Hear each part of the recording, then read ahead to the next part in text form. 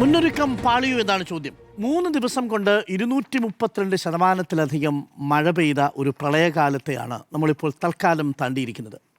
മഴ തൽക്കാലത്തേക്കൊന്ന് ശമിച്ചു. നാളെ ഓറഞ്ച് അലർട്ടാണ് 8 ജില്ലകളിൽ.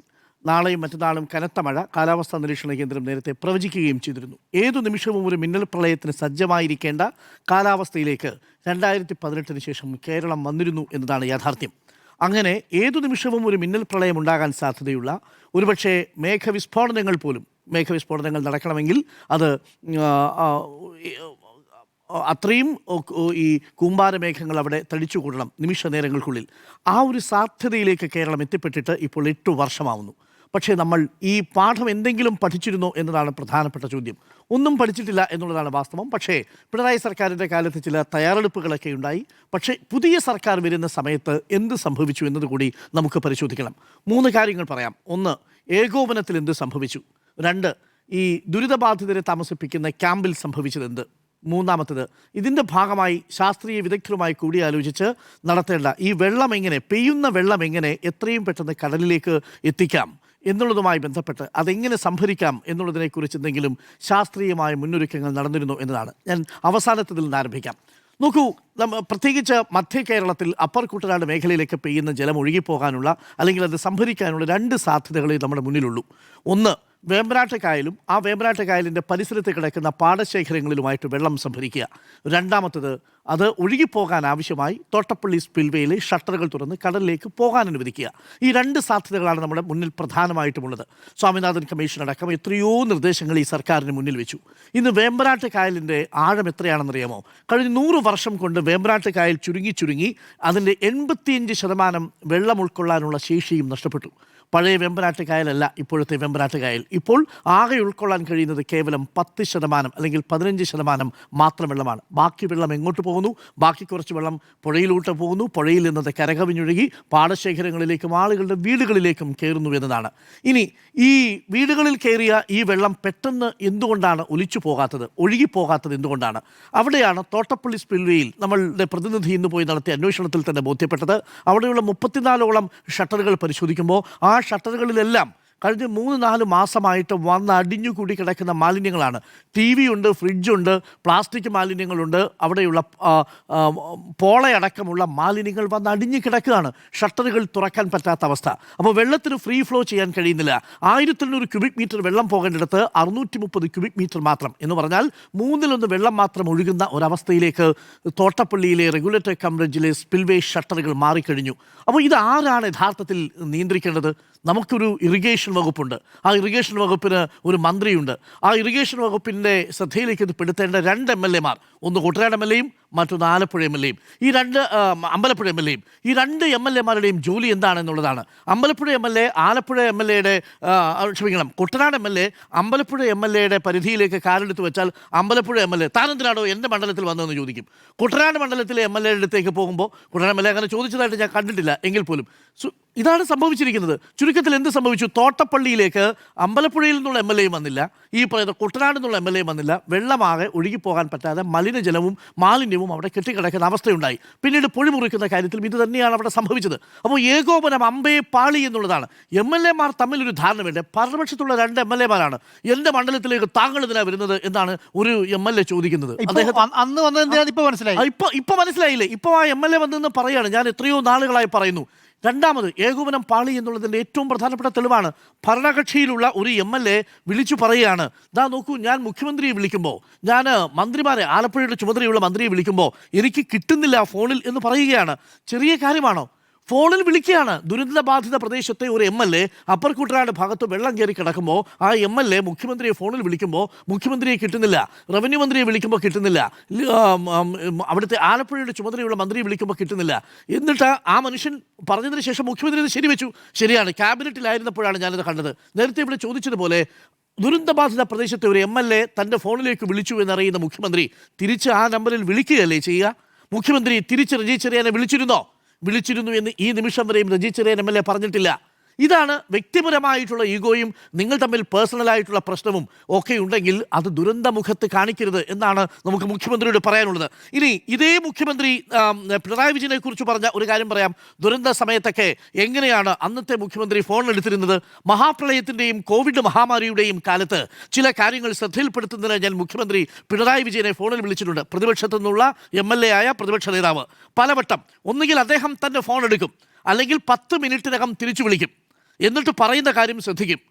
അതിനുശേഷം ഒരു മറുപടി അദ്ദേഹമോ ബന്ധപ്പെട്ട ഉദ്യോഗസ്ഥരോ നമ്മെ അറിയിക്കും. അതെന്നെ തീർച്ചയായും അത്ഭുതപ്പെടുത്തിയിട്ടുണ്ട്. സംസാരിച്ചാൽ യേസ് എന്നോ നോ എന്നോ പറയും.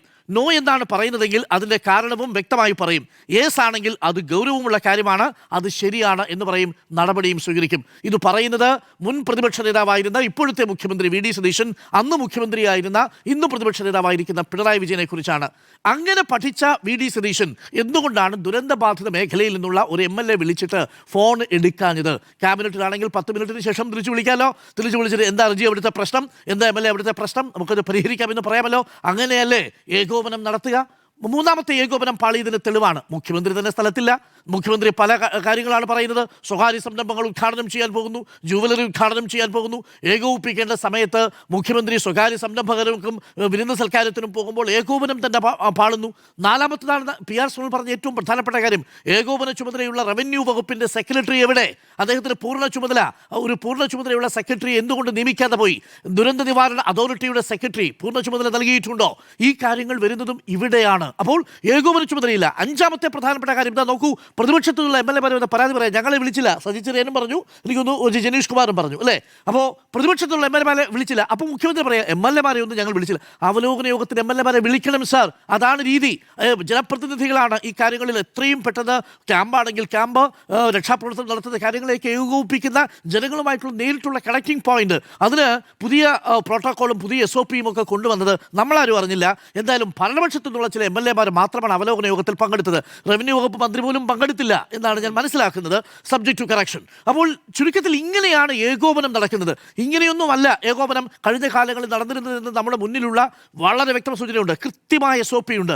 ആ SOP അനുസരിച്ച് കൃത്യമായി സെക്രട്ടറിമാർ, മന്ത്രിമാർ, ജനപ്രതിനിധികൾ, പഞ്ചായത്ത് തദ്ദേശ സ്ഥാപനങ്ങളിലെ പ്രതിനിധികൾ ഇവരെയൊക്കെ വിളിച്ചാണ് അവിടെ ഏകോപനം നടത്തുന്നത്. അതൊരു ഫോട്ടോഷൂട്ട് പ്രോഗ്രാം അല്ല. അതേതെങ്കിലും തരത്തിൽ അവിടെ എത്തി സന്ദർശനം നടത്തി തിരിച്ചു പോകുന്ന പരിപാടിയല്ല. പകരം കൃത്യമായി ഹെഡ്ക്വാർട്ടറിൽ ഇരുന്ന് ദുരന്ത നിവാരണ അതോറിറ്റിയുടെ സാന്നിധ്യത്തിൽ ഈ പറയുന്ന ഏകോപന ചുമതല നടത്തുക എന്നുള്ളതാണ്. അത് അമ്പേ പാളി എന്നുള്ളതാണ് ഏറ്റവും പ്രധാനപ്പെട്ട കാര്യം. മൂന്നാമത്തെ പ്രധാനപ്പെട്ട കാര്യമാണ് ക്യാമ്പുകളിലുള്ളത്.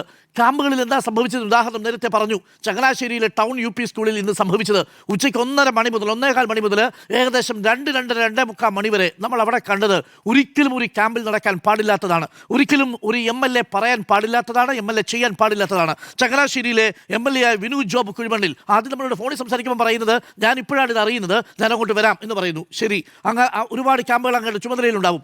അങ്ങ് അവിടെ എത്തുമ്പോൾ അദ്ദേഹം ആദ്യം ശ്രദ്ധിക്കുന്നത് വില്ലേജ് ഓഫീസർ പറയുന്നതാണ്. വില്ലേജ് ഓഫീസർ തന്നെയാണ് ഇതിനകത്തെ ആദ്യത്തെ പ്രധാനപ്പെട്ട വീഴ്ച വരുത്തിയിരിക്കുന്നത്. തലേന്ന് രാത്രിയിൽ തുറന്ന, വൈകുന്നേരം 6 മണിക്ക് തുറന്ന ക്യാമ്പാണ്. 115 പേര് രജിസ്റ്റർ ചെയ്തിട്ടുണ്ട്. 40 പേരുണ്ട്. അതിൽ ഏകദേശം 10-12 കുട്ടികളുണ്ട്, 2 കിടപ്പ് രോഗികളുണ്ട്, ഏകദേശം 18-19 വയോധികരായിട്ടുള്ള മനുഷ്യരുണ്ട്, മറ്റുള്ള പ്രായമേറിയ സ്ത്രീകളുണ്ട്. ഇവരെല്ലാവരും ഇരിക്കുന്ന ഒരു ക്യാമ്പിൽ രാവിലെ ഭക്ഷണം കൊടുത്തിട്ടില്ല. വില്ലേജ് ഓഫീസർ പറയാം, പോക്കറ്റിൽ നിന്ന് ഞാൻ കയ്യിൽ നിന്ന് ഭക്ഷണം കൊടുത്തു എന്ന്. ഏത് വില്ലേജ് ഓഫീസർ പോക്കറ്റിൽ നിന്ന് ഭക്ഷണം കൊടുത്തു? അവിടെയുള്ള ആൾക്കാർ വന്ന് പറഞ്ഞു, ഞങ്ങൾക്കാർക്കും ഭക്ഷണം കിട്ടിയില്ല, ഞങ്ങളുടെ കയ്യിൽ നിന്നാണ് ബ്രെഡും ബാക്കിയുള്ള സാധനങ്ങളും വാങ്ങിക്കൊടുത്തത്. ഉച്ചയ്ക്ക് ഇവരോട് പറഞ്ഞിരുന്നു അത്രേ. അപ്പോഴാണ് മറ്റൊരു വിദ്വാൻ അവതരിക്കുന്നത്. അദ്ദേഹമാണ് ക്യാമ്പിൻ്റെ ചുമതലയുള്ള അവിടുത്തെ ഹെൽത്ത് ഇൻസ്പെക്ടർ. അദ്ദേഹം എന്ന് പറയാണ്, ഇവർക്ക് ഈഗോയാണ് അടുത്ത ക്യാമ്പിലേക്ക് പോയിട്ട് ഭക്ഷണം കഴിക്കാൻ.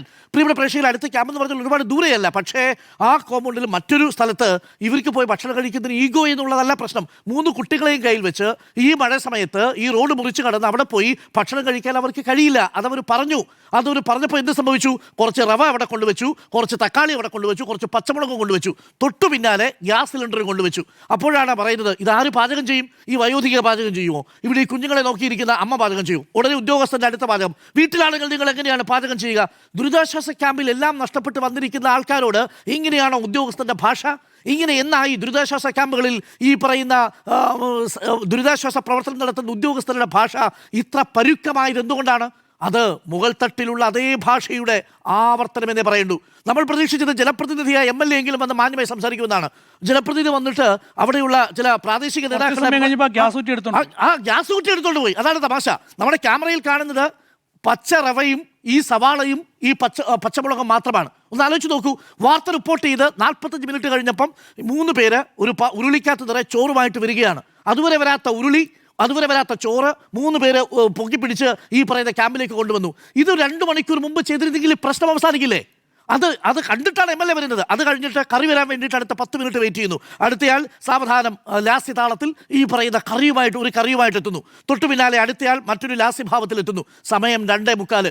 കുഞ്ഞുങ്ങളടക്കമുള്ള ആളുകൾ അവരുടെ വീട്ടിൽ നിന്ന്, ബന്ധുക്കളിൽ നിന്ന്, അധ്യാപകരിൽ നിന്നൊക്കെ പൈസ വാങ്ങിച്ച് അവർക്ക് ഭക്ഷണം വാങ്ങിച്ചു കൊടുത്തു. ആ സമയത്താണ് MLAയുടെ വരവ്. MLA വന്നിട്ട് പറയാണ്, നിങ്ങൾ ഇവിടെ രാഷ്ട്രീയം കളിക്കരുത് എന്നാണ് അവിടെയുള്ള ആൾക്കാരോട് പറയുന്നത്. ഒന്ന് ആലോചിച്ച് നോക്കൂ. ആരോടാണ് ഈ പറയുന്നത്? അവിടെയുള്ള അമ്മ പറഞ്ഞത്, നേരത്തെ മാധു പറഞ്ഞു, നാളെ ഭക്ഷണം തരാമെന്നാണ് പറഞ്ഞിരിക്കുന്നത്, നാളെ എല്ലാം ശരിയാക്കാമെന്നാണ് പറഞ്ഞിരിക്കുന്നത്, നാളെ ഞങ്ങൾ ചത്തുപോയാലോ എന്നാണ്. പച്ചവെള്ളം മാത്രമാണ് വെച്ചിരിക്കുന്നതെന്നാണ് പറയുന്നത്. ഇത്രയും ഇൻസെൻസിറ്റീവായി എങ്ങനെയാണ് ഒരു MLAക്ക് ഇടപെടാൻ കഴിയുക എന്നതിനെ അത്ഭുതപ്പെടുത്തുന്നു. അത് ചങ്ങനാശ്ശേരിയിൽ വിനുവിൻ്റെ ഭാഗത്ത് നിന്ന് ഒട്ടും നമ്മൾ പ്രതീക്ഷിച്ചതല്ല. പക്ഷേ അത് നോക്കൂ, വളരെ പെട്ടെന്ന് ആരോപണം എടുത്തു വയ്ക്കുകയാണ്, ഇത് രാഷ്ട്രീയ പ്രേരിതമാണ് എന്നാണ്. അവിടെ കൂടി ഇരുന്ന അമ്മമാരുടെ ശബ്ദം കേൾക്കുമ്പോൾ നിങ്ങൾക്ക് അങ്ങനെ തോന്നുന്നുണ്ടെങ്കിൽ നിങ്ങൾക്ക് മറ്റെന്തോ ഒരു പ്രശ്നമുണ്ട്. അങ്ങനെയല്ല പ്രിയപ്പെട്ട വിനു ഈ കാര്യങ്ങൾ കൈകാര്യം ചെയ്യേണ്ടത്. നോക്കൂ, ഈ പത്തനംതിട്ടയിൽ നിന്നുണ്ടായ സംഭവത്തിൽ പിണറായി വിജയനാണ് DSന്റെ ഒരു പൊളിറ്റിക്കൽ സ്റ്റേറ്റ്മെന്റ് അവർ നടത്തി. സ്വാഭാവികമായും പൊളിറ്റിക്കലി മറുപടി പറയാം. ഇവിടെ പക്ഷേ ഒരു സ്റ്റേറ്റ്മെന്റും ഇല്ല, ഒന്നല്ല. നമ്മൾ അതുകൊണ്ട് ഇനി ഏതെങ്കിലും തരത്തിൽ ഇപ്പൊ CPMന്റെ ഏതെങ്കിലും 10 പേര് കൂടുന്നിടത്ത് 3-4 പേര് CPMന്റെ അനുഭാവികളോ CPM മെമ്പർമാരോ ഒക്കെ ആവാം. അതുകൊണ്ട് അവിടെയുള്ളതിൽ 115 പേരിൽ അവിടെ ഉണ്ടായിരുന്ന 10-28 പേരുടെ ബൈറ്റുകൾ നമ്മൾ എടുത്തു. കൊച്ചു കുട്ടികളുടെ എടുത്തു. കുട്ടികൾക്ക് എന്താ രാഷ്ട്രീയമുണ്ടോ? കൊച്ചുകുട്ടികൾക്ക് എന്താ രാഷ്ട്രീയമുണ്ടോ? കൊച്ചുകുട്ടികൾ വന്നിട്ട് ഇത് CPMന്റെ ക്യാമ്പാണോ, കോൺഗ്രസിന്റെ ക്യാമ്പാണോ, VDയുടെ ക്യാമ്പാണോ, പിണറായിയുടെ ക്യാമ്പാണോ എന്നുള്ളതാണ് നോക്കുന്നത്. കൊച്ചുകുട്ടികൾ പറയാം, ഒന്നും കിട്ടിയിട്ടില്ല, വെള്ളവും ബ്രെഡും കഴിച്ചു എന്ന് പറയുകയാണ്. അമ്മമാരെന്ന് പറഞ്ഞാൽ അവർ വളരെ ദയനീയമായ അവസ്ഥയിൽ നിന്ന് വരുന്ന അമ്മമാരാണ്. ആ മുഖം കാണുമ്പോൾ തന്നെ അറിയാം, വളരെ നിസ്സഹായതയോടെ ഇരിക്കുന്ന അമ്മമാർ പറയാണ്, അവരുടെ മുഖത്ത് നോക്കി ദയവ് ചെയ്ത് അവരെ അധിക്ഷേപിക്കരുത്. അപ്പോൾ ഒരു ഇൻസെൻസിറ്റീവായ സർക്കാർ എന്ന ഒരു പ്രതീതി ദയവ് ചെയ്ത് MLAമാരിൽ നിന്ന് കൂടി ജനിപ്പിക്കരുത് എന്നുള്ളത് എനിക്ക് പറയാനുള്ളൂ. അപ്പോൾ ചുരുക്കത്തിൽ സമ്പൂർണ്ണമായി ഈ മുന്നൊരുക്കം ഉണ്ടാക്കുന്നതിലും ബാക്കിയുള്ള ക്യാമ്പുകളെ കുറിച്ചൊന്നും ഒരഭിപ്രായവും ഞാനിതുവരെ മോശമാണ് എന്നൊരു അഭിപ്രായം ഞാൻ കേട്ടിട്ടില്ല.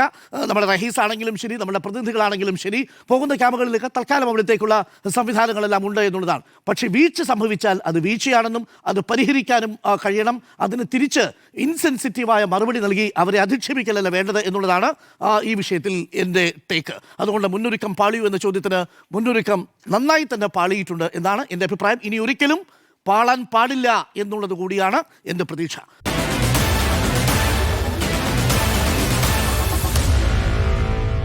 Meet the editors.